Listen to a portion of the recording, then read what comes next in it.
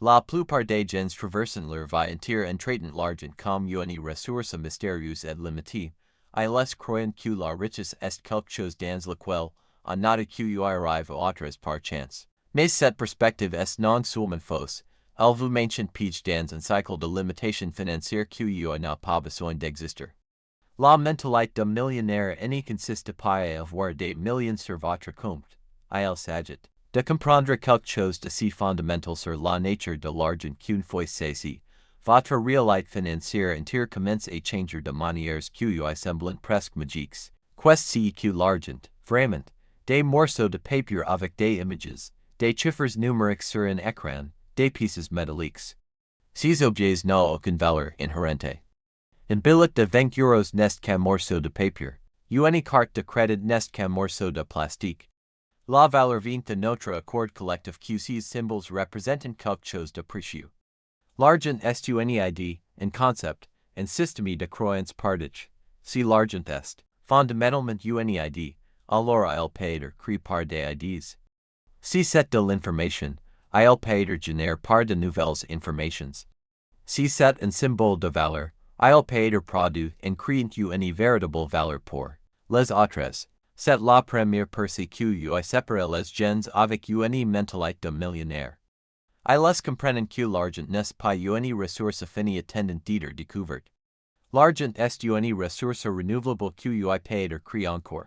Et encore par ce qui comprennent comment le système fonctionne. Quand vous absorbez ces concepts, votre relation avec l'argent change. Au lieu de sentir que vous êtes en compétition pour un approvisionnement limité, vous réalisez que vous pouvez créer de la richesse. Au lieu de croire que votre situation est déterminée par des circonstances externes, vous comprenez que votre réalité financière est quelque chose que vous pouvez concevoir et construire. Même comprenant intellectuellement que l'argent peut être créé, la plupart portent des croyances limitantes. Je ne suis pas assez intelligent. Je n'ai pas les bonnes relations. Les gens comme moi ne deviennent pas riches. Ces croyances agissent comme des barrières invisibles empêchant les actions nécessaires pour construire une vraie richesse. Les gens avec une vraie mentalité de millionnaire ont une confiance complète en leur capacité à créer de l'argent. Ils savent qu'ils ont le pouvoir de générer de l'argent quand ils en ont besoin. C'est une compréhension fondamentale de comment la création de valeur fonctionne. Chaque dollar existant est créé par quelqu'un qui trouve comment fournir de la valeur aux autres. Chaque entreprise, produit, service génère de l'argent en résolvant des problèmes, répondant aux besoins ou améliorant des vies. Les gens avec une mentalité de millionnaire comprennent que leur capacité à créer de l'argent est directement connectée à leur capacité à créer de la valeur. Au lieu de demander comment obtenir de l'argent, ils demandent comment créer de la valeur. Au lieu de se concentrer sur ce qu'ils peuvent extraire, ils se focalisent sur ce qu'ils peuvent contribuer. Au lieu de prendre un plus gros morceau d'un gâteau existant, ils trouvent comment rendre le gâteau plus grand. La plupart travaillent dur dans des emplois qu'ils n'aiment pas particulièrement, pour des organisations qui ne les inspirent pas. En échange de chèques jamais suffisants, c'est la mentalité d'emploi qui seule ne créera jamais une richesse significative. La mentalité de millionnaire approche le travail différemment. Au lieu de changer du temps contre de l'argent, ils construisent des systèmes générant de l'argent même sans travail actif. Au lieu d'être payés pour les heures, ils sont payés pour la valeur créée. Ils prennent la responsabilité complète de leur croissance financière. Le concept de gratification différée devient crucial. Les gens avec une mentalité millionnaire comprennent que le sacrifice temporaire peut mener à la liberté permanente. Ils travaillent des mois années sur des projets sans revenus immédiats, comprenant que construire quelque chose de précieux prend du temps.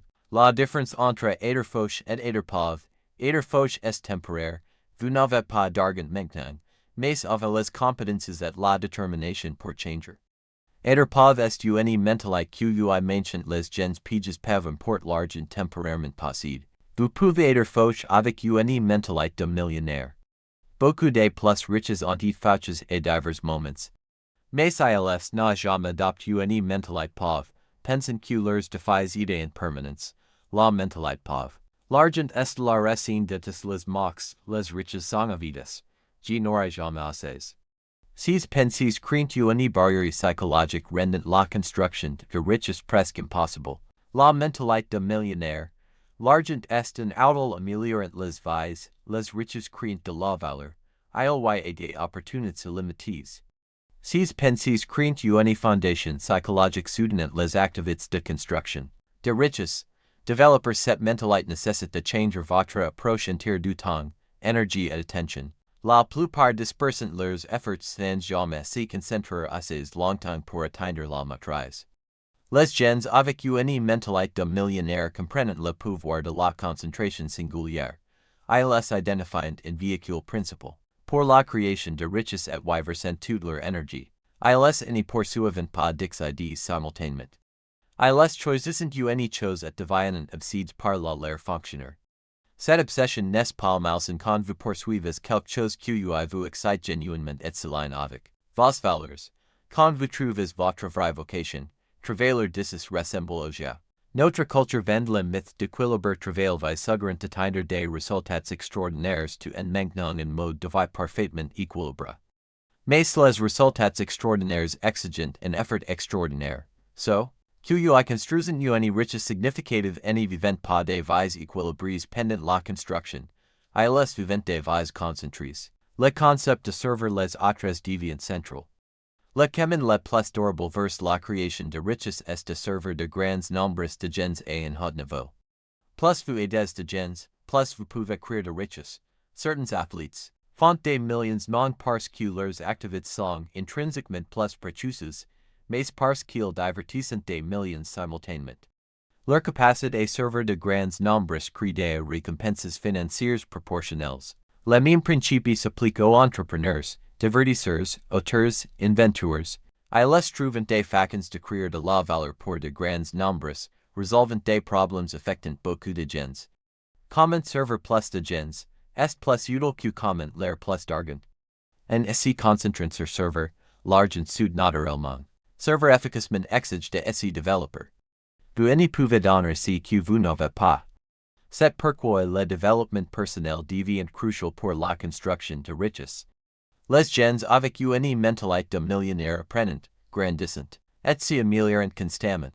Ils investissent lourdement dans leur éducation et développement de compétences, comprenant qu'ils sont leurs actifs les plus importants. Cet investissement développe les qualités mentales et émotionnelles permettant la création de richesse, persistance, résilience, créativité, leadership, communication, capacité à gérer l'incertitude. La construction de richesse n'est pas linéaire, c'est plein de hauts et bas, succès et échecs. So QUI manquant de force mentale abandonnant avant d'atteindre des résultats significatifs. La mentalité de millionnaire comprend que l'échec n'est pas l'oppose du succès. C'est un composant nécessaire. Chaque échec contient de l'information précieuse pour améliorer les tentatives futures. Cette perspective permet de prendre des risques que d'autres évitent. Ils prennent des risques intelligents basés sur une analyse soigneuse et une compréhension claire des résultats potentiels, différents des risques stupides basés sur l'espoir ou l'émotion. La capacité de distinguer vient de l'éducation, l'expérience et l'auto-évaluation honnête. Tel exige de comprendre ses forces et faiblesses, de savoir si qu'on n'y sait pas, et de chercher des conseils d'experts. La volonté de prendre de mentors est cruciale. La plupart QUI l'ont financièrement essayant de comprendre celles, réinventant les roues et gaspillant des années. So avec une mentalité de millionnaire cherchant activement so QUI ont déjà atteint leurs objectifs. Une règle importante, le pouvoir de la croissance composée. La plupart sous-estiment l'impact à long terme d'actions cohérentes. Ils violent des résultats immédiats et abandonnent quand les changements n'y sont pas dramatiques. La croissance composée fonctionne différemment. Petites actions cohérentes produisent de petits résultats initialement, mais au fil du temps, créent une croissance exponentielle. Cela s'applique aux investissements, développement de compétences, relations, comprendre la croissance composée. Change votre perspective temporelle. Au lieu de solutions rapides, vous pensez en décennies. Vous plantez des grains aujourd'hui qui porteront fruits dans des années. Cette perspective à long terme affecte chaque décision financière. Olu de puisci mi permetter ka.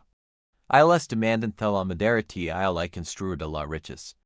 ILS comprendent la difference entre dépenses et investissements. Les dépenses any generant pas de valeur future. Les investissements ont le potentiel de générer des retours futurs. Cette mentalité s'étend au temps et énergie. ILS investissent dans des activités générant des retours à long terme plutôt que juste une gratification immédiate. Le concept de coût d'opportunité, choisir de dépenser sur une chose signifie ne pas pouvoir la dépenser ailleurs. ILS évalue constamment si leurs activités sont l'usage optimal de leurs ressources. La pensée stratégique identifie proactivement les résultats désirés et détermine les actions les produisant, ou comprendre les systèmes et comment. Les changements dans un domaine affectant toute la situation financière. Un point de levier important, leur mentalité et discours interne. Les conversations avec soi-même impactent énormément l'énergie, la confiance, les décisions et la capacité d'action.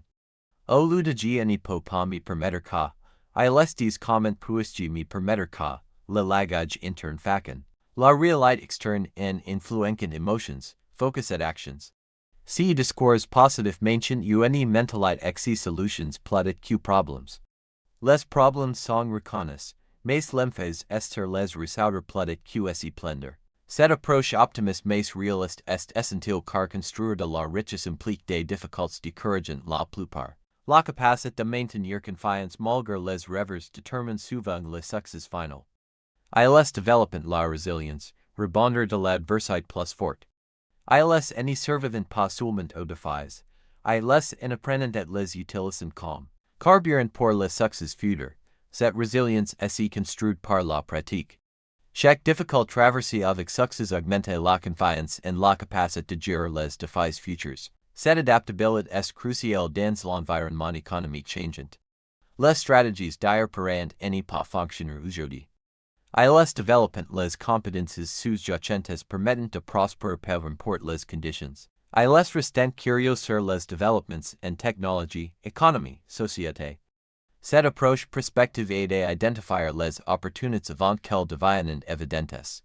Mais reconnaître les opportunités n'est que la moitié. L'autre moitié est avoir le courage d'agir. Tel exige NBA d'action, la tendance à agir plutôt qu'analyser sans fin. La plupart restant bloqués dans la paralysie d'analyse. ILS violent plus d'informations, de meilleures conditions, avant d'agir, bien que la planification soit importante.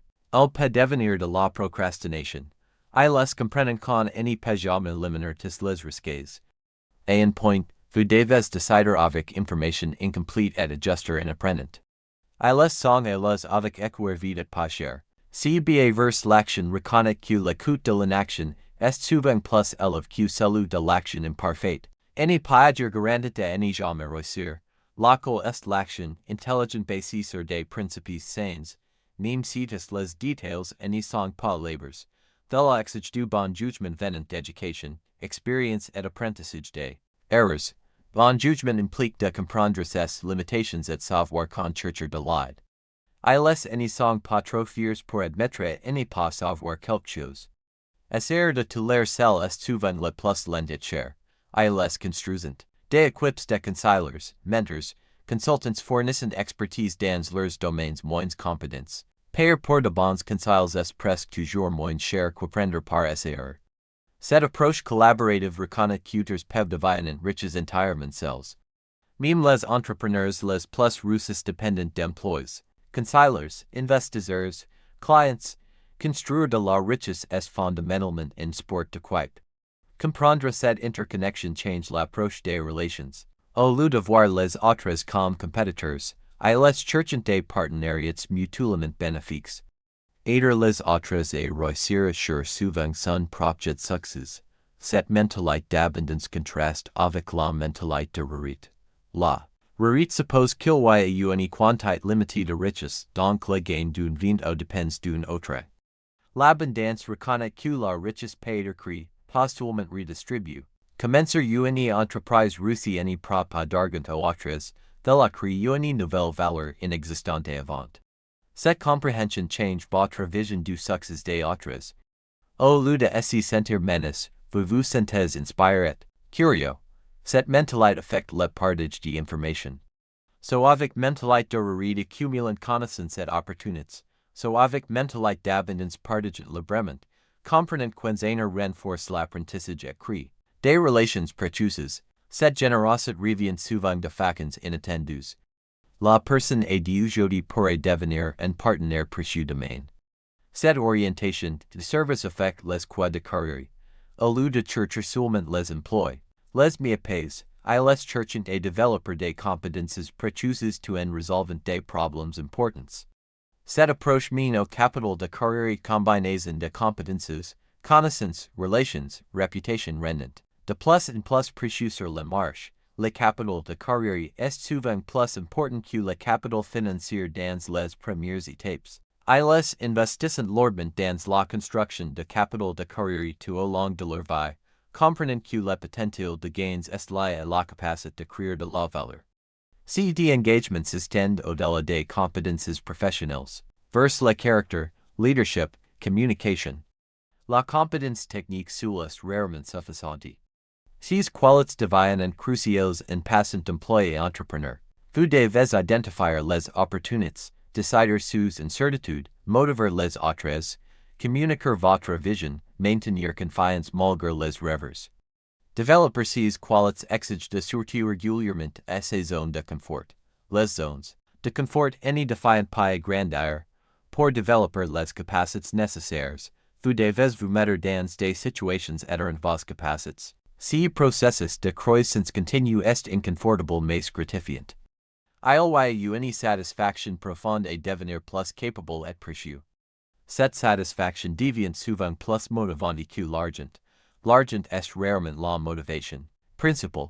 C'est plus un tableau de bord indiquant combien de valeur ils créent. Leur vraie motivation est le défi de construire quelque chose de significatif, résoudre des problèmes importants, et la liberté que la richesse fournit. Cette motivation intrinsique est cruciale pour soutenir l'effort à long terme. Si l'argent est votre seule motivation, vous abandonnerez quand c'est difficile. Mais si vous êtes motivé par créer de la valeur, vous persistez. Comprendre votre pourquoi est essentiel. Il doit être assez puissant pour vous tirer à travers les moments difficiles, quand les autres doutent, quand vous êtes tenté d'abandonner. Cette connexion entre actions quotidiennes et but à long terme permet de maintenir focus et motivation sur les années nécessaires pour construire une richesse significative. Cette orientation future affecte toutes les décisions. Il est assez demandant. Constamment si lorsque les rapprochent de leurs objectifs à long terme. Cet équilibre entre sacrifice et plaisir, discipline et flexibilité, est défiant. Tel exige de développer la sagesse sur quand pousser et quand reluquer. Cette orientation d'apprentissage est l'aspect le plus fondamental.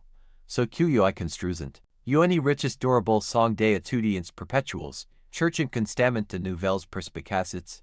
Cet investissement dans l'apprentissage paye des dividendes multiples. Il fournit connaissances pratiques, développe la pensée critique, élargit les perspectives, construit la confiance, et crée des connexions précieuses. Le moment est maintenant. L'opportunité est ici. La seule question, quelles vouloir?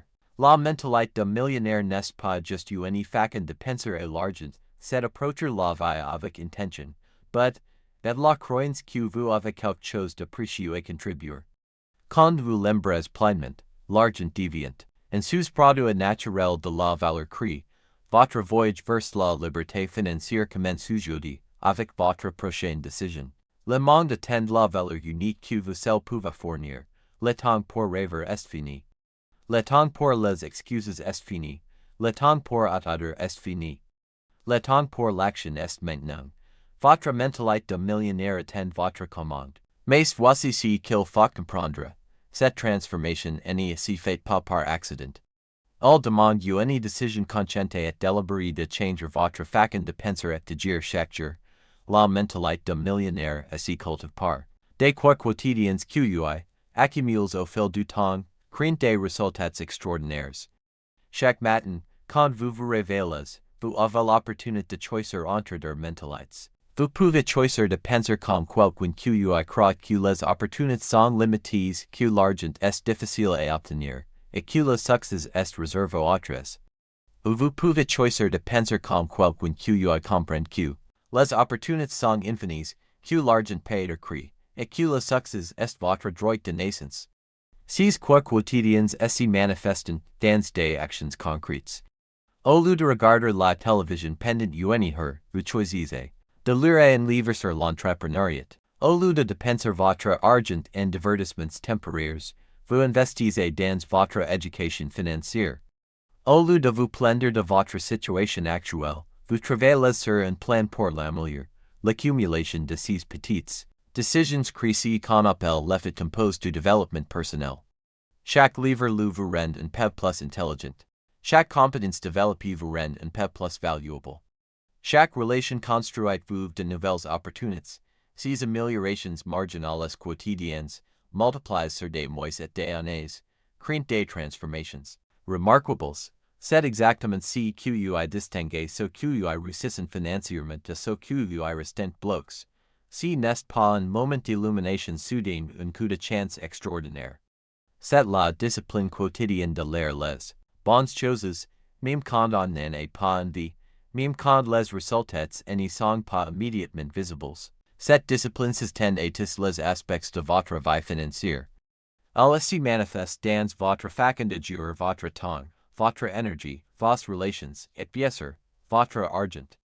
Les gens avec une mentalité de millionnaire traitant, chaque euro comme un soldat dans leur armée de richesse. Ils n'y gaspillent pas d'argent sur des achats impulsifs ou des plaisirs temporaires qui n'y contribuent pas à leurs objectifs à long terme. Au lieu de cela, ils investissent stratégiquement dans des actifs qui génèrent des revenus passifs. Ils comprennent la différence fondamentale entre les actifs et les passifs. Un actif met de l'argent dans votre poche, même quand vous n'y travaillez pas activement. Un passif retire de l'argent de votre poche vous coûte de l'argent au fil du temps. Cette distinction change complètement votre approche des achats majeurs.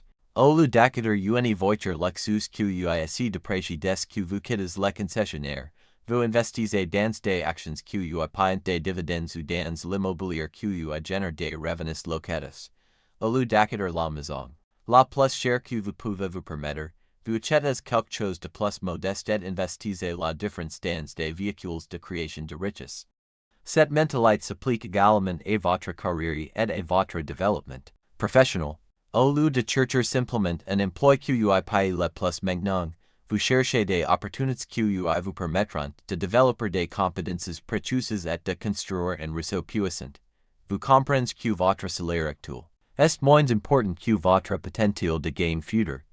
C'est pourquoi beaucoup de millionnaires ont commencé leur carrière avec des salaires relativement modestes. Ils ont choisi des positions qui leur offrent des opportunités d'apprentissage et de croissance plus que juste une rémunération immédiate. Ils ont investi dans eux-mêmes, développé des compétences rares et précieuses, et construit des relations qui leur ont ouvert des portes vers des opportunités plus importantes. L'investissement en soi-même est perdre le meilleur investissement que vous puissiez l'air. Contrairement aux investissements traditionnels qui peuvent perdre de la valeur, les connaissances et compétences que vous acquérez n'y peuvent jamais vous être enlevées. Elles voyagent avec vous au que vous alliez et deviennent plus précieuses avec le temps et l'expérience. Cette philosophie d'investissement personnel inclut non seulement l'acquisition de compétences techniques, mais aussi le développement de votre intelligence émotionnelle, votre capacité de leadership, et vos compétences en communication. Dans l'économie moderne, ces compétences sont souvent plus importantes que les compétences techniques pour atteindre des niveaux élevés de succès financier.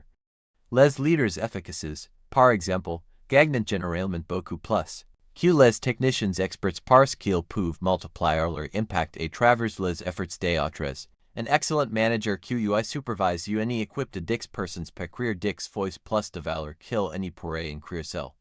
Un entrepreneur visionnaire qui inspire des centaines d'employés peut créer des centaines de fois plus de valeur. C'est pourquoi développer votre capacité inspirer, motiver et diriger les autres est si crucial pour la construction de richesse. Ces compétences vous permettent de transcender les limitations de votre propre temps et énergie en mobilisant les ressources et les talents des autres vers des objectifs communs. La construction de richesse authentique implique presque toujours la création de systèmes qui peuvent fonctionner indépendamment de votre présence constante. QC soit une entreprise avec des emplois compétents, un portefeuille d'investissements diversifié, des propriétés immobilières génératrices de revenus. L'objectif est de créer des flux de revenus qui continuent même quand vous dormez.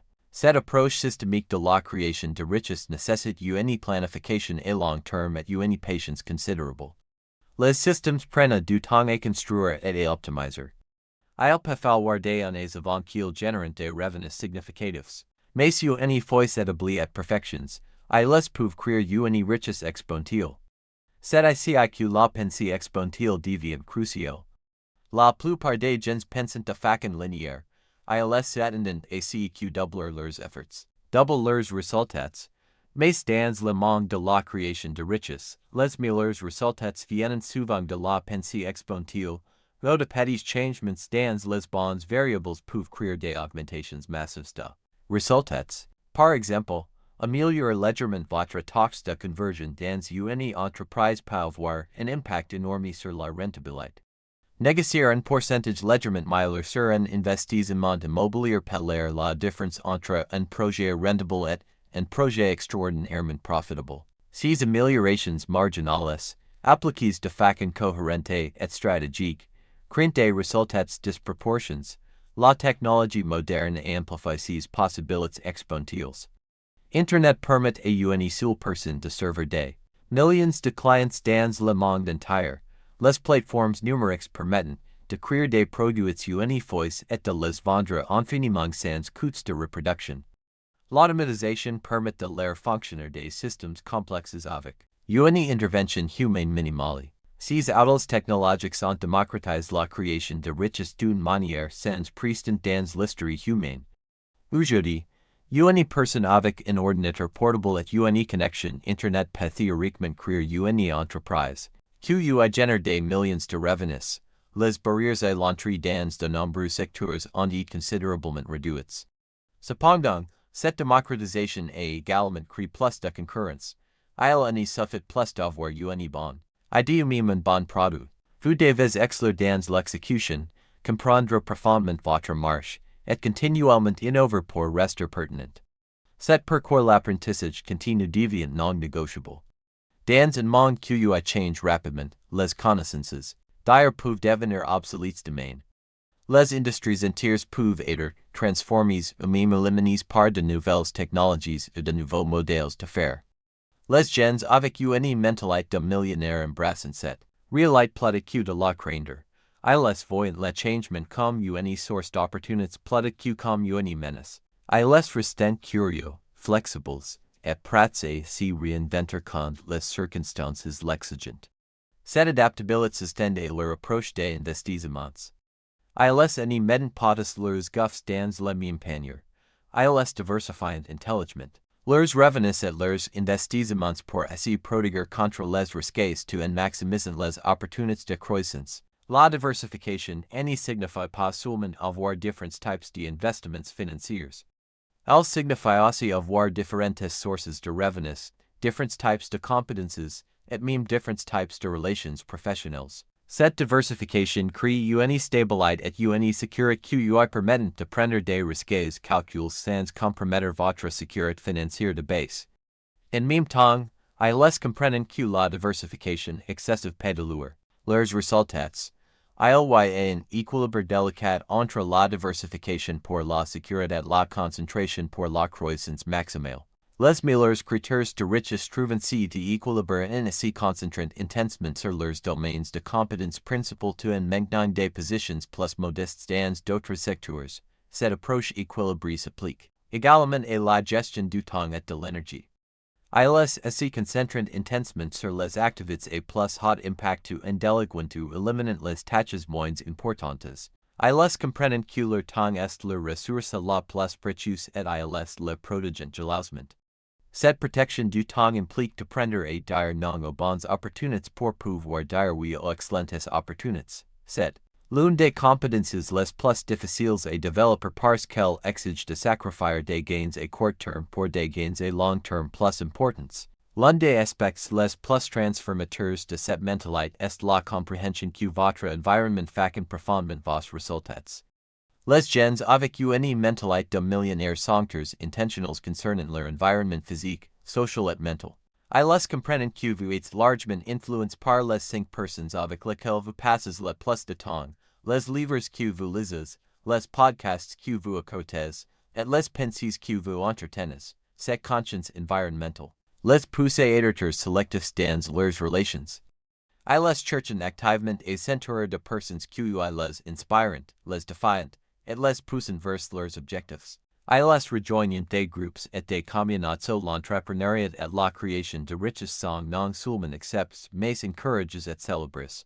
Simultanément, ils limitent consciemment leur exposition aux influences négatives.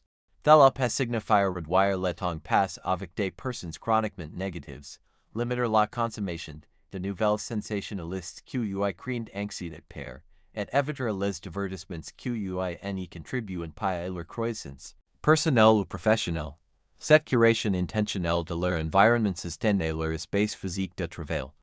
Ils créent des espaces qui favorisent la concentration, la créativité et la productivité. Qui soit un bureau à domicile organisé avec des livres inspirants et des rappels visuels de leurs objectifs, ou un espace de coworking entre d'autres entrepreneurs ambitieux. Ils reconnaissent que l'environnement physique peut soutenir, soit en travers leurs efforts. La technologie joue également un rôle crucial dans leur approche de la création de richesse. Ils utilisent les outils numériques non pas comme des distractions, mais comme des amplificateurs de leurs capacités. Ils automatisent les tâches répétitives, utilisent des applications pour suivre leurs progrès vers leurs objectifs financiers et emploient des plateformes en ligne pour accéder à l'éducation et aux ressources qui orientent inaccessibles aux générations précédentes. Cette maîtrise technologique inclut une compréhension sophistiquée des médias sociaux et du marketing numérique. Ils reconnaissent que dans l'économie moderne, la capacité à construire une audience et à communiquer efficacement en ligne peut être transformatrice pour créer de la richesse. Ils investissent du temps pour apprendre ces compétences ou s'associent avec ceux qui les possèdent. Cependant, ils mentionnent également une perspective équilibrée sur la technologie. Ils ne permettent pas aux numériques de remplacer les relations humaines authentiques ou de créer une dépendance qui nuit à leur productivité. Ils utilisent la technologie de manière stratégique et intentionnelle. Une autre caractéristique distinctive est leur approche de la santé et du bien-être. Ils comprennent que la richesse et la santé est une victoire crue. Plus important encore, ils reconnaissent que maintenir une énergie élevée, une clarté mentale, et une endurance physique est essentiel pour soutenir l'effort intensif requis pour construire une richesse significative. Cette compréhension les amène à investir dans leur santé physique par l'exercice régulier, une nutrition de qualité, et un sommeil suffisant. Ils voient ces éléments non pas comme des luxes ou des activités optionnelles, mais comme des composants essentiels de leur stratégie de création de richesse. Ils investissent également dans leur santé mentale et émotionnelle. Cela peut inclure des pratiques comme la méditation, la journalisation, ou le travail avec des thérapeutes, ou des coaches. Ils reconnaissent que les défis de l'entrepreneuriat et de la création de richesse peuvent être psychologiquement exigeants, et ils s'y préparent proactivement à gérer le stress, l'incertitude, et les hautes et basses émotionnelles de ces voyages. Cette approche holistique s'étend à leurs relations personnelles. Ils comprennent que construire de la richesse tout en négligeant les relations les plus importantes de leur vie peut conduire à un succès vide et insatisfaisant. Ils travaillent intentionnellement pour maintenir et renforcer leurs relations avec la famille et les amis proches, même pendant les périodes de construction intensive de richesse. Cette attention aux relations inclut également leur famille et leurs futurs héritiers. Les gens avec une mentalité de millionnaire pensent souvent en termes multigénérationnels.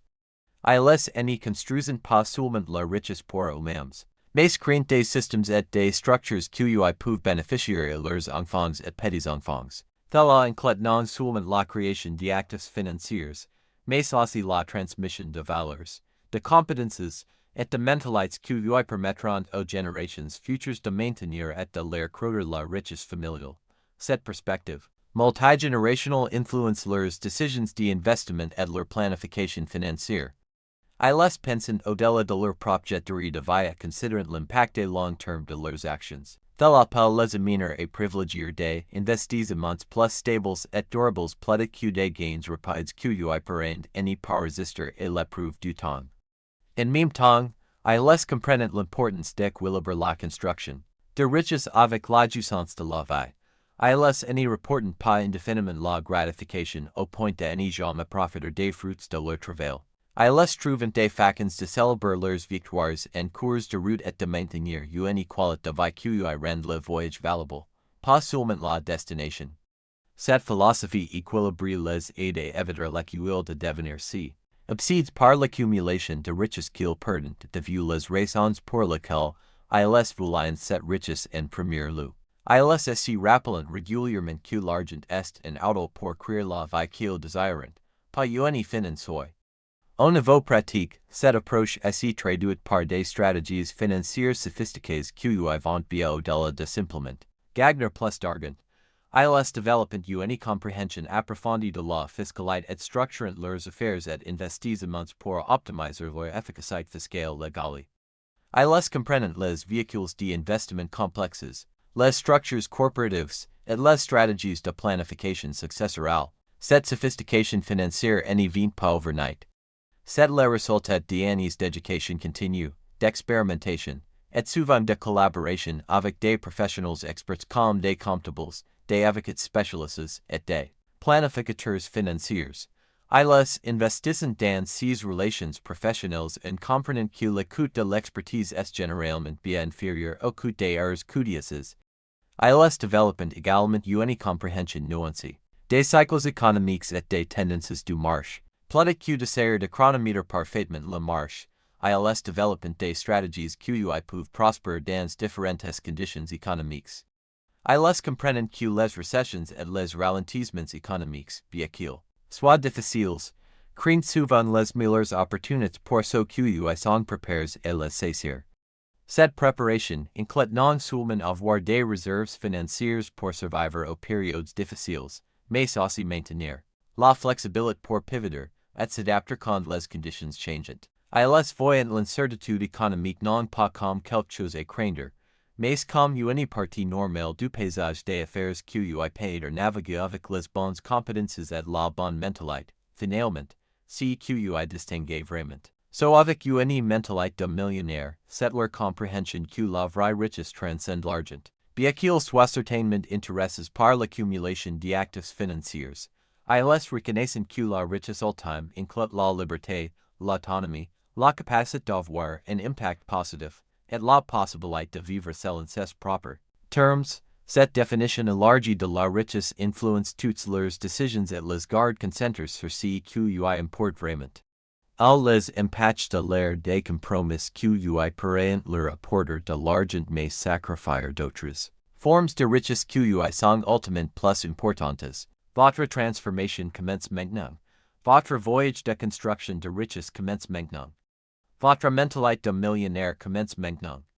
Mais rappelez-vous, ce voyage n'est pas seulement sur la destination finale, c'est sur la personne que vous devenez en cours de route.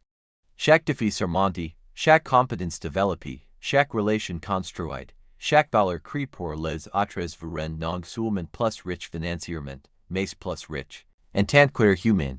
La seule question qui reste êtes-vous prêt à embrasser cette transformation complète et devenir la version la plus prospère et accomplie de vous-même? Le monde attend votre contribution unique, et votre succès financier est simplement le reflet de la valeur que vous apportez à la vie des autres. Commencez aujourd'hui, commencez maintenant, et laissez votre mentalité de millionnaire guider chaque pas de ce voyage extraordinaire vers la liberté financière et l'accomplissement personnel. Permettez-moi de vous ramener à une conversation qui a été change. Imaginez un petit café du centre de Manhattan, le genre d'endroit où les entrepreneurs prospèrent assez ressemblant non seulement pour la caféine, mais pour l'énergie électrique, de l'ambition qui remplit l'air. L'arôme riche du café assez mêling aux conversations animées sur les innovations technologiques, les opportunités de marché et les rêves d'empire financier. À une table d'angle était Ossus Marcus, Un homme dont le parcours financier allait devenir légendaire. Bien que ce moment-là, il n'était qu'une personne de plus latent pour comprendre pourquoi l'argent semblait lui glisser entre les doigts. Comme de l'eau à travers un tamis, Marcus, âgé de 35 ans, portait un costume de fer légèrement froid qui trahissait ses longues journées de travail. Ses fatigues fixaient l'écran de son ordinateur portable, percutantes. Des faits de calcul qui reflétaient une réalité frustrante. Malgré tous ses efforts, et ses situations financières stagnates, il avait toujours été convaincu que le travail incarnait local du succès, une croyance profondément ancrée depuis son enfance dans une famille de classe moyenne, où l'on valorisait l'effort et la persévérance par-dessus tout. Il avait passé des années et espoirs dans son emploi de bureau, faisant des semaines de 60 heures, sacrifiant du temps avec sa famille et ses amis, reportant des vacances et des loisirs, pour son compte en banque demeurait stagnant.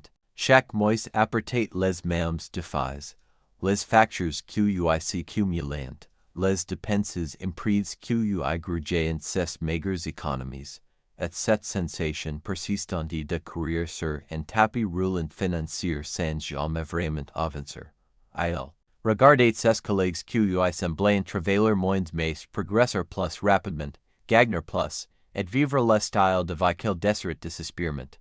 Certains conduisaient des voitures de luxe, partaient en vacances exotiques, investissant dans l'immobilier, tandis que lui calculait encore chaque dépense et s'inquiétait pour sa retraite. Cette disparate leur enguite, alimentant un sentiment d'injustice et d'incompréhension qui grandissait chaque jour.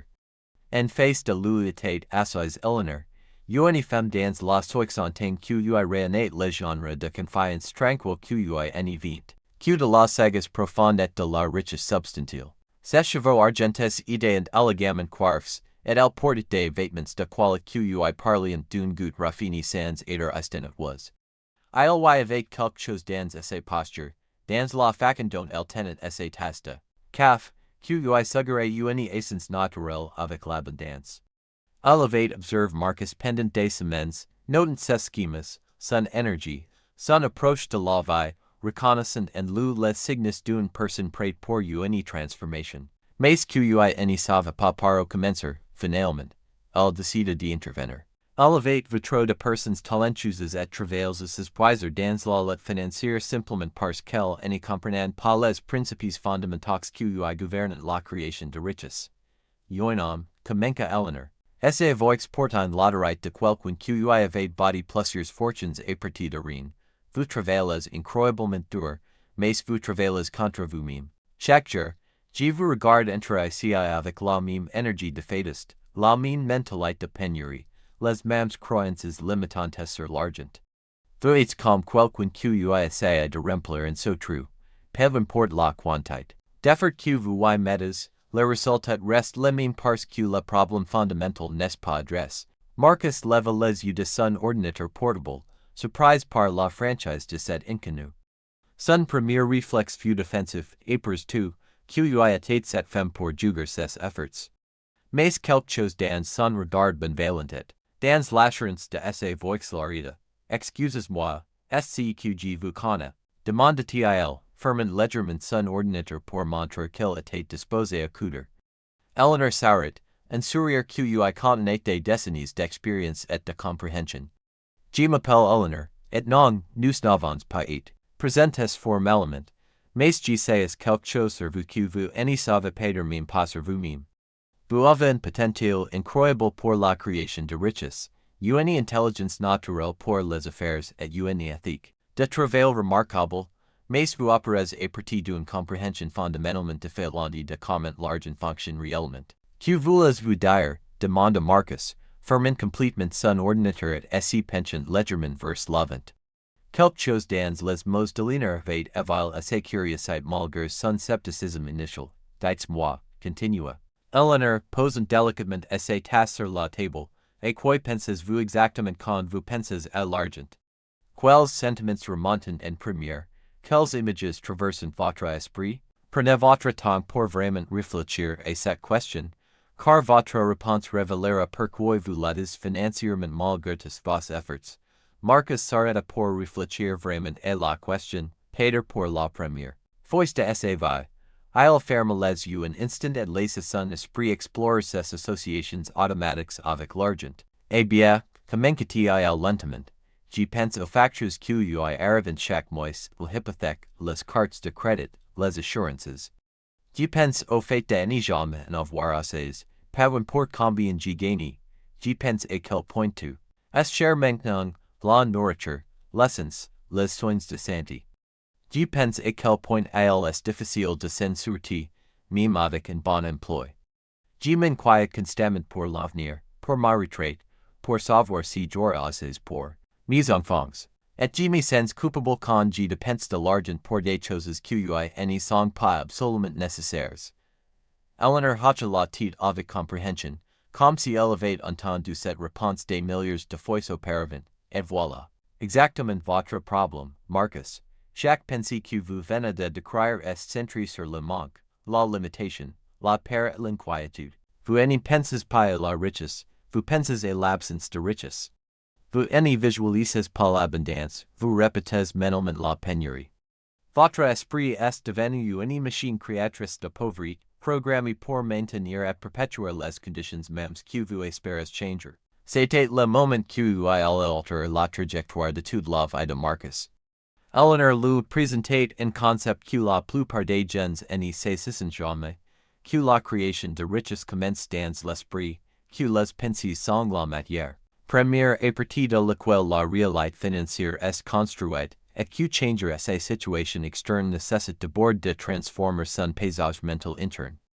Laissez-moi vous demander autre chose, continua Eleanor, si penchant, légèrement vers l'avant avec l'intensité de quelqu'un qui se prête à partager une vérité profonde. Quand vous vous imaginez riche, vraiment riche, avec plus d'argent que vous n'y pourriez jamais dépenser, que si postille dans votre esprit. Pouvez-vous voir cette image clairement, pouvez-vous la maintenir et la ressentir avec plaisir, ou quelque chose en vous commence-t-il immédiatement à énumérer toutes les raisons pour lesquelles c'est impossible, irréaliste, ou réservé à d'autres personnes. Marcus réalisa avec une clarté saisissante qu'il n'y s'était jamais vraiment permis d'imaginer pleinement être riche. L'exercice lui semblait presque inconfortable, comme s'il n'avait pas la droite de fantasmer sur une telle abondance. Chaque fois que son esprit commençait à dériver vers des images de liberté financière, une belle maison, des voyages sans souci d'argent, la capacité d'être assez familial, une voix intérieure critique l'interrompait immédiatement avec des préoccupations pratiques, des objections logiques, et des peurs familières. Sois réaliste, disait cette voix. Tu n'es pas ce genre de personne. Les gens comme toi n'y deviennent pas riches. Vous voyez, expliqua Eleanor avec la patience d'un professeur expériment, la plupart des gens pensent que l'argent est quelque chose d'externe, quelque chose qu'on poursuit, qu'on chasse, qu'on mérite par l'effort seul. Mais la vérité est bien plus profonde et plus puissante que cela. L'argent est de l'énergie, une manifestation de valeur créée et énergie, et cette énergie répond à la fréquence vibratoire que vous diffusez dans l'univers. En ce moment, Marcus, vous diffusez une conscience de pauvreté, une programmation, de pénurie, une mentalité de limitation. L'univers, dans sa perfection impartiale, fait simplement correspondre votre fréquence mentale avec votre réalité financière externe. Eleanor continua son explication. Ces mots ouvrent des portes dans l'esprit de Marcus qu'il n'y savait même pas exister. Pensez aux personnes les plus riches que vous connaissez, dont vous avez entendu parler, les entrepreneurs qui ont bâti des empires, les investisseurs qui semblent toujours l'air les bons quoi, les innovateurs qui transforment des idées en fortunes. Quand elles toutes en commune, si n'est pas leur éducation formelle, bien que beaucoup soient instruits. Si n'est pas leur origine familiale, car plaisirs viennent de familles modestes. Si n'est même pas leurs ressources initiales, car beaucoup en commencent avec teurs. Peu, al marque une pause pour laisser cette vérité s'installer. Si qu'elles partagent toutes, sans exception, est une croyance fondamentale, inébranlable, en leur capacité à acquérir de la richesse, elles ont une confiance absolue, en leur capacité à attirer l'argent, à reconnaître et saisir les opportunités, et à transformer leurs idées en valeur tangible. Plus important encore, als président en cadre qui avoid des possibilités infinies law ou d'autres voyant des obstacles insurmontables, qui percoit l'abondance law ou d'autres any voyant que la rite. Ces individus ont développé. Si que j'appelle un esprit de millionnaire, continua Eleanor, c'est brillant d'une passion évidente pour ces sujets. Ils pensent différemment et l'argent, et la valeur, aux possibilités, aux risques, aux échecs, aux succès. Ils any voyant, pas l'argent comme rare ou difficile à obtenir. Ils le voyant comme abondant et naturellement attiré vers ce que crient de la valeur. Ils any voyant pas les défis comme des errats définitifs. Ils les voyant comme des puzzles temporaires et résoudre. Leurs esprits sont littéralement devenus des mécanismes sophistiqués d'attraction et de création de richesse. Marcus, communiquer et comprendre qu'il avait opéré tout essai à partir d'une prémisse fondamentalement défaillante sur la façon dont la richesse est créée maintenue. Il avait supposé que l'argent était simplement le résultat direct et proportionnel de l'effort physique et du temps investi. Mais Eleanor révélait que c'était en fait le résultat d'une alchimie beaucoup plus subtle et puissante impliquant la conscience, les croyances et les états mentaux. Mais comment changer quelque chose de si fondamental?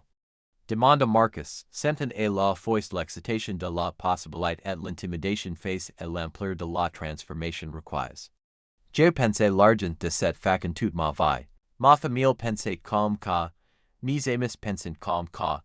Tout le monde autour de moi opère à partir des mêmes suppositions. Comment peut-on vraiment changer des schémas de pensée si profondément enracinés? Les utilinaires s'illuminèrent avec l'excitation de quelqu'un qui s'apprête à partager un secret transformateur. C'est exactement le point crucial. Marcus, et c'est précisément pourquoi la plupart des gens n'y changent jamais leur situation financière malgré leurs efforts héroïques. Vous avez un programme, et je dis un programme comme un ordinateur par votre environnement familial, votre éducation, votre société, vos médias, et vos cercles sociaux et penser à l'argent de façons que vous garantissent mathématiquement, que vous n'en aurez jamais beaucoup. Mais voici la nouvelle extraordinaire, continua-t-il, à voix portant l'autorité de l'expérience vécue. Cette programmation peut être complètement changée, réécrite, transformée. Votre esprit n'est pas une structure fixe et immuable. Il est malléable, plastique, constamment en train de se reconfigurer basé sur les pensées que vous choisissez.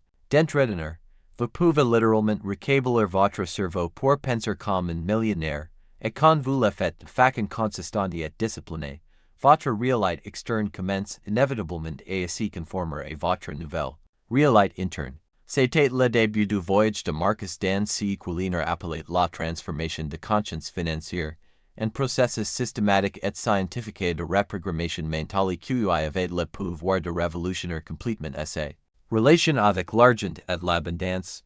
Elle explique que de comme une personne pouvait apprendre une nouvelle langue, maîtriser un instrument de musique, et développer une nouvelle compétence physique, elle pouvait aussi apprendre à penser à l'argent de manières entièrement nouvelles et plus productives. Au cours des semaines suivantes, Eleanor commença à enseigner à Marcus les schémas mentaux spécifiques qui caractérisent les personnes financièrement prospères. Les personnes riches, explique-t-il lors d'une de leurs rencontres, matinales au café, ont une relation fondamentalement différente avec l'argent que les personnes pauvres ou de classe moyenne. Elles voient l'argent comme un outil puissant plutôt comme une financier, comme de l'énergie créative plutôt comme une ressource limitée, comme quelque chose qui circule et se multiplie plutôt comme quelque chose qui se dépense et disparaît pour toujours. Les personnes pauvres et de classe moyenne, continua-t-il, voient l'argent comme rare, difficile à obtenir, réserve aux chances ou aux privilèges. Elles croient que pour qu'une personne ait plus, une autre doit nécessairement avoir moins. Elles approchent les décisions financières avec peur, anxiété, et un sentiment de regret qui colore chaque fois qu'elles font. Marcus était fasciné par cette distinction et commença à reconnaître ces schémas dans ses propres expériences. Il réalisa qu'il avait toujours pensé que de penser de l'argent c'était fondamentalement le perdre, comme si chaque dollar qui sortait de son compte en banque était un dollar de moins dans sa vie pour toujours. Mais Eleanor suggérait que les personnes riches pensaient en termes de circulation d'argent, d'investissement, de multiplication, de retour sur investissement, et de création de valeur.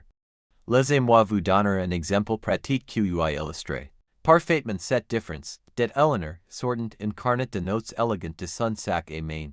Quand vous devez acheter quelque chose, distance une nouvelle voiture, des appareils électroménagers, ou même quelque chose de plus petit comme un livre, un repas au restaurant, QSE postile exactement dans votre esprit, quel est votre dialogue interne précis, Marcus y réfléchit attentivement, reconnaissant l'importance de cette introspection. Habituellement, ma première pensée est de me demander si je peux vraiment me le permettre.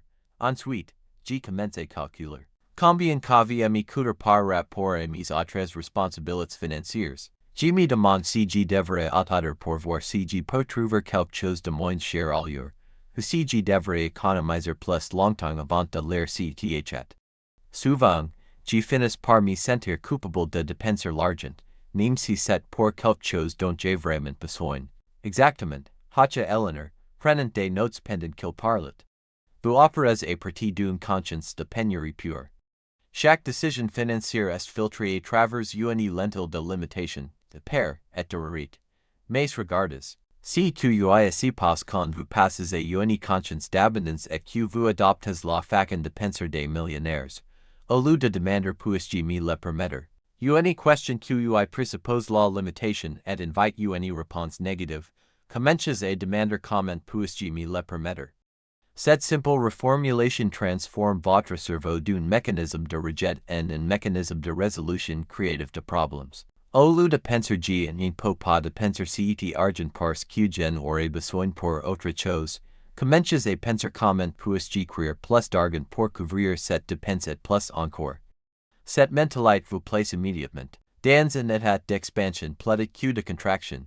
Si simple changement dans le questionnement représente un changement fondamental dans la façon dont Marcus approche les décisions financières. Plutôt que d'accepter la limitation comme finale et immutable, il apprenait à la voir comme un défi créatif temporaire, une opportunité de développer de nouvelles solutions et de nouvelles capacités.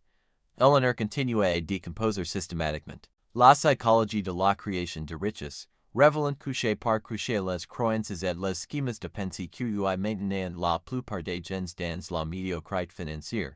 Elle explique que la plupart des gens avaient des conditions depuis l'enfance et croire que l'argent était la racine de tout mal, que voir la richesse était en quelque sorte égoïste, matérialiste et spirituellement corrompu, que les personnes riches étaient nécessairement mauvaises, cupides qu'elles avaient obtenu leur fortune en exploitant les autres. Ces croyances expliquent Eleanor avec l'autorité de quelqu'un qui avait étudié ces phénomènes pendant des décennies, créant une résistance interne massive à la richesse qui opère au niveau subconscient. Si vous croyez, même inconsciemment, que l'argent est mauvais ou que les personnes riches sont des personnes mauvaises, votre esprit subconscient sabotera automatiquement vos efforts pour devenir riche parce qu'il ne vous permettra jamais de devenir conscient quelque chose que vous jugez subconsciemment comme négatif ou immoral. Marcus commence à reconnaître ces schémas saboteurs dans ses propres expériences et dans ses propres pensées. Il réalise qu'il avait effectivement absorbé de nombreuses croyances négatives sur l'argent et les personnes riches de sa famille, de son éducation religieuse, de son environnement social, et même des médias qu'il consommait régulièrement. Ces croyances avaient créé une sorte de plafond de verre invisible sur ses aspirations et ses possibilités financières. Eleanor lui présenta alors le concept révolutionnaire de conscience de l'argent, qu'elle définit comme la somme totale de toutes les croyances, pensées, sentiments, attitudes, émotions, et associations sur l'argent qui existent dans l'esprit subconscient d'une personne. Elle explique que cette conscience de l'argent était comme un thermostat sophistiqué qui régulait automatiquement la température financière d'une personne. La plupart des gens, continua-t-il, ont leur thermostat financier subconsciemment, règle sur sans sûreté et peinassez ou survivre mais lutter. Peu importe si qu'ils font consciemment, peu importe combien les travaillant dur, combien les économisant, combien d'opportunités s'y présentent et leurs résultats reviendront toujours à ces points de conscience subconsciente et moins qu'ils any change fondamentalement leur programmation interne. Eleanor commence alors à enseigner des techniques spécifiques et pratiques pour reprogrammer systématiquement sa conscience de l'argent. Elle explique que l'esprit subconscient apprend principalement par trois mécanismes, la répétition constante, l'émotion intense, et l'imagerie vivide et détaillée, en nourrissant consciemment et régulièrement son esprit de nouvelles pensées sur l'argent, en visualisant la richesse et le succès avec une intensité émotionnelle authentique, et en répétant constamment de nouveaux schémas de pensée, il pouvait littéralement récabler son cerveau pour la création de richesse plutôt que pour la limitation financière.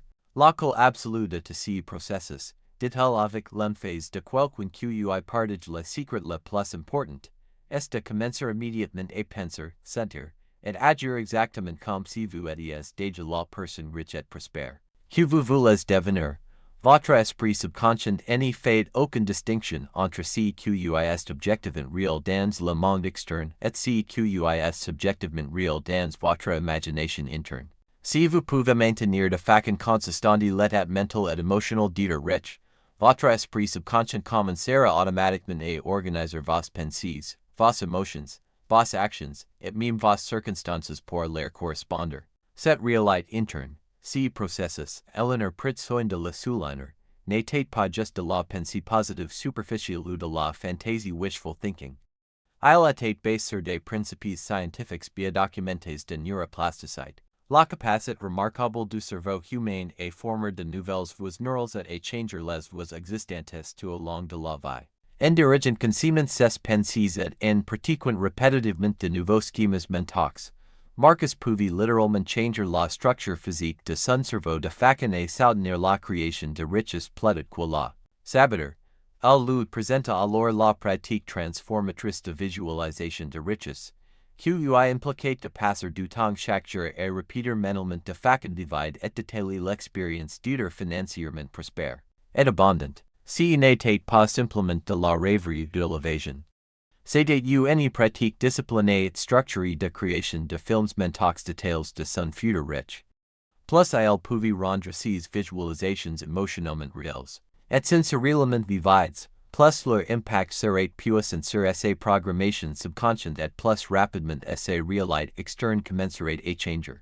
Eleanor lui enseigna aussi l'importance cruciale de son régime mental quotidien et de son environnement d'information. Tout comme vous êtes littéralement ce que vous mangez physiquement, explique-t-il, vous devenez mentalement et émotionnellement ce que vous consommez informationnellement. Si vous nourrissez constamment votre esprit d'histoires de difficultés économiques, de nouvelles sur les récessions et les crises financières, de conversations sur combien tout est cher et difficile, vous programmez activement votre subconscient pour la difficulté financière et la limitation. Il l'édifie à devenir hyperconscient de l'information qu'il consomme quotidiennement et des conversations qu'il avait régulièrement sur l'argent et le succès. Il suggère qu'il commence immédiatement à lire des biographies d'entrepreneurs prospères, à écouter des podcasts et des interviews avec des individus financièrement réussis, et assister à des séminaires sur l'investissement et la construction d'entreprises, et à s'entourer systématiquement de contenu qui renforce constamment la possibilité du succès financier plutôt que l'inévitabilité de la lutte financière. C'était beaucoup plus difficile et plus révélateur que Marcus n'y l'avait anticipé. Il réalisa avec un choc que la plupart de ces interactions sociales quotidiennes impliquant effectivement de se plaindre de l'argent, de discuter des problèmes financiers, de critiquer les personnes riches, et de renforcer mutuellement des croyances partagées sur combien il était difficile de s'en sortir financièrement. Ces consommations quotidiennes de nouvelles étaient effectivement remplies d'histoires de récession économique, de chômage, de crises financières, et de difficultés économiques. Même sesqua de divertissement, films, livres, émissions de télévision, tendant à présenter des protagonistes qui l'atteint financièrement, et à romantiser la pauvreté et la lutte. Eleanor explique que changer ses réalités financières externes nécessite absolument d'abord de changer complètement son environnement mental interne. Cela signifie devenir extrêmement sélectif et discipliné sur les idées, les images, les conversations, et les émotions qu'il permettait dans ses consciences au quotidien. Les personnes authentiquement riches, dit-elle avec l'autorité de l'observation directe, sont extrêmement, même farouchement, protectrices de leur environnement mental. Elles comprennent intuitivement que leurs pensées sont leur état, le plus précieux et leur outil le plus puissant pour créer la richesse, et elles les gardent et les cultivent en conséquence. Elles ne permettent pas à la négativité financière, aux discussions de limitation, aux médias de pénurie de polluer leur conscience parce qu'ils savent que cela limiterait directement leur capacité à reconnaître et écrire des opportunités. Alors que Marcus communicate et implémenter sérieusement ses idées et ses pratiques dans sa vie quotidienne, il commence à remarquer des changements subtils mais significatifs dans sa perception et son expérience. Il devient graduellement conscient d'opportunités qui avaient toujours été présentes mais qu'il avait précédemment négligées ou considérées comme inaccessibles. Il aussi trouve à approcher les problèmes et les défis avec plus de créativité, de confiance et de resourcefulness. Son énergie générale augmenta, son optimisme naturel commence à ressurgir, et sa capacité à voir des solutions plausibles qui seulement des problèmes s'améliorent dramatiquement. Eleanor explique que c'était le résultat naturel et prévisible du changement de sa fréquence mentale fondamentale. Quand vous changez systématiquement votre vibration interne, dit-elle, quand vous levez votre conscience et votre fréquence énergétique à des niveaux plus élevés, vous commencez automatiquement à attirer des circonstances, des personnes, et des opportunités qui correspondent à cette nouvelle vibration. Ce n'est pas de la magie de la superstition. C'est simplement comment fonctionne la conscience et comment opère l'attraction dans l'univers. Elle lui présente ensuite le concept puissant d'action inspirée, qu'elle distingue soigneusement du simple travail acharné de l'effort dirigé par la volonté. Alors que le travail acharné traditionnel était souvent un effort dirigé par la force, la lutte, la peur, et la compulsion, l'action inspirée était un effort qui coulait naturellement de la clarté, du but, de l'alignement avec sa vision la plus élevée, et d'un sentiment d'enthousiasme authentique pour les résultats à écrire. Eleanor lui enseigne aussi le réel transformateur de la gratitude dans l'accélération de la création de richesse. Elle explique que la gratitude était l'une des émotions les plus puissantes pour attirer la richesse parce qu'elle déplaçait automatiquement l'attention de ce qui manquait vers ce qui était déjà abondant et présent. La gratitude, dit-elle, est comme un aimant émotionnel qui attire plus de ce pourquoi vous êtes reconnaissant. Les personnes authentiquement riches, continue-t-elle, sont presque universellement des personnes profondément reconnaissantes. Elles apprécient sincèrement ce qu'elles ont déjà. Elles reconnaissent et célébrent l'abondance partout, elles la voient, et elles maintiennent constamment un état émotionnel de gratitude qui attire naturellement plus d'abondance dans leur expérience. Mais Eleanor distingue soigneusement entre la gratitude superficielle et ce qu'elle appelait la gratitude de prospérité. La gratitude superficielle était souvent utilisée comme une façon de se résigner à des circonstances limitées, une forme de rationalisation pour éviter de vouloir plus.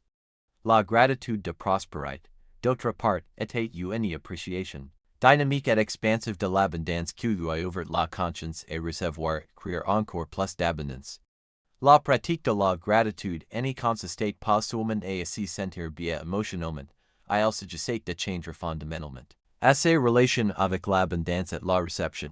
Au lieu de se voir comme quelqu'un qui manque d'argent et de ressources, Marcus commence graduellement à se voir comme quelqu'un qui était constamment entouré de richesses et d'opportunités mais qui n'avait simplement pas encore développé les yeux pour les voir et les compétences pour les saisir. Eleanor continue à guider Marcus à travers les diverses étapes de ce qu'elle appelait la transformation de conscience financière. Elle lui enseigne l'importance de fixer des objectifs financiers spécifiques et inspirants, non seulement comme des cibles externes à atteindre mais comme des principes organisateurs internes qui guideront automatiquement son esprit subconscient vers la reconnaissance et la création d'opportunités et de décisions créatrices de richesse. Votre esprit subconscient, explique-t-il, est exactement comme un ordinateur incroyablement puissant et sophistiqué qui travaille constamment. 24 heures sur 24, et résoudre quels que soient les problèmes que vous lui donnez conséquemment et résoudre. Si vous lui donnez des instructions vagues, peu claires, contradictoires, ou négatives sur l'argent, il produira des résultats vagues, peu clairs, contradictoires, et négatifs. Mais si vous lui donnez des objectifs spécifiques, clairs, inspirants, et émotionnellement engageants, il commencera immédiatement à organiser vos pensées, vos émotions, vos actions, et même vos circonstances autour de l'accomplissement de ces objectifs. Eleanor lui présente aussi le concept révolutionnaire des habitudes de conscience de richesse, Des pratiques quotidiennes spécifiques QUI reprogrammeront graduellement mais systématiquement ses relations avec l'argent et l'abondance. Ces habitudes incluent des techniques de méditation spécifiques pour cultiver la prospérité consciousness, des exercices de visualisation structures pour s'entraîner mentalement au succès financier, des pratiques de formation pour installer de nouvelles croyances sur ses capacités à créer la richesse, et des changements comportementaux concrets qui renforceront quotidiennement ses nouvelles identités financières. Devenir riche, explique-t-il avec l'emphase de quelqu'un qui partage une vérité fondamentale, n'est pas quelque chose qui vous arrive de l'extérieur. C'est quelque chose que vous devenez de l'intérieur, et devenir quelque chose est fait. Toujours par l'accumulation de petits changements constants et consistants dans la façon dont vous pensez, ressentez, et agissez concernant l'argent et votre capacité à le créer. La transformation n'était pas toujours lisse, linéaire, ou facile. Marcus découvrit que les anciens schémas de pensée et les anciennes émotions de limitation ressurgiront parfois avec force, sur dépendant les périodes de stress, d'incertitude, ou quand il était exposé des personnes et des conversations qui renforçaient les anciennes croyances limitantes. Eleanor lui enseigna à voir ces rêves temporaires non comme des échecs ou des preuves que les principes n'y fonctionnent pas, mais comme des opportunités précieuses de renforcer ces nouveaux muscles mentaux et de deepening sa compréhension. Des principes de transformation de conscience. Changer la conscience, dit-elle avec la sagesse de l'expérience, c'est exactement le même processus que construire la force physique ou développer n'importe quelle nouvelle compétence. Vous ne vous attendez pas à lever des poids lourds immédiatement le premier jour au gymnase, et vous n'arrêtez pas de vous exercer juste parce que vos muscles sont douloureux le lendemain. La transformation de conscience nécessite la même sorte de patience, de persistance, de compassion envers soi-même, et de progression graduelle. Au fur et à mesure que les mois passent et que Marcus continuait à appliquer disciplinement les principes et les pratiques reliant l'élevait.